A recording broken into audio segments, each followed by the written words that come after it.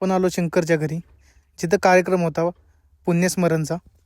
सुंदर असं भजन होतं आणि कार्यक्रम केल्यानंतर आम्ही आलो मैदानात. तर मैदानात चालू होतं बॅट बॉल. लांबनं मंदिराचा व्हिडिओ काढला.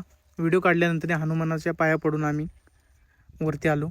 वरती आल्यानंतर वरती होती पालखी.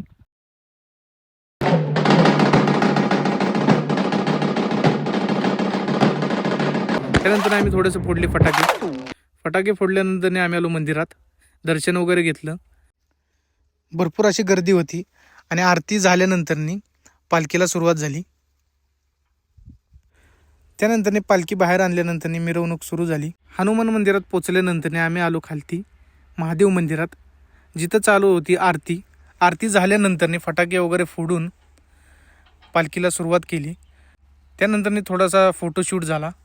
तर सर्वजण होती, फोटो वगैरे काढला. त्यानंतर परत पालखीला सुरुवात झाली. तर आम्ही अंधारात व्हिडिओ काढले. पोरं काय म्हणले, तू व्हिडिओ काय बरोबर आहे ना. तर आम्ही परत फ्लॅश लाईट चालू करून व्हिडिओ काढली. त्यानंतर चांगली आली क्लॅरिटी.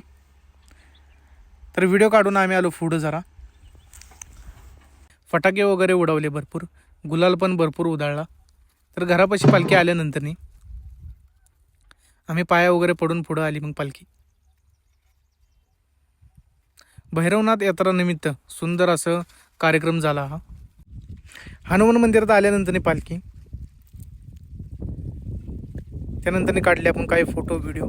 त्यानंतर पालखी गेली वरती भैरवनाथ मंदिरात. तर हा होता आजचा ब्लॉग. तुम्हाला कसा वाटला नक्की कमेंटमध्ये सांगा. लाईक शेअर फॉलो नक्की करा. धन्यवाद.